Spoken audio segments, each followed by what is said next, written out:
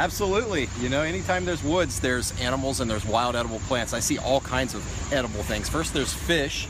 We've got elderberries. They're edible. You know, those are really popular. Elderberry wine is really popular. We don't have time to make wine. I know.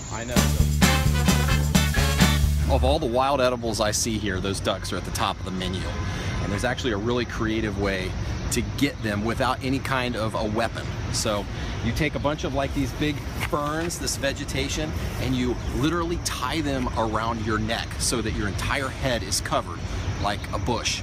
Then you get into the water. When you get close enough to the ducks, you actually reach underneath of them, you grab a hold of their feet and pull them under. And at that point, they're yours.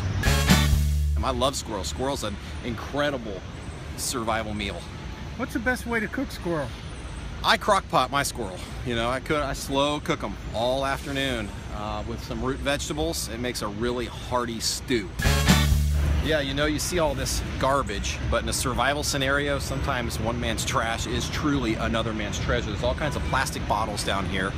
They make great containers for water, and believe it or not, you can actually boil water in a plastic bottle. If you hang it over the fire, you can boil water in that plastic bottle. Just don't put the cap on because the steam has got to escape. Fire is by far one of the most important survival priorities, but at the end of the day, you never want to put yourself in a position where you depend on finding natural fire tinder, because it may be rainy, it may be wet, it may be snowy. My favorite fire tinder to pack with me is right here.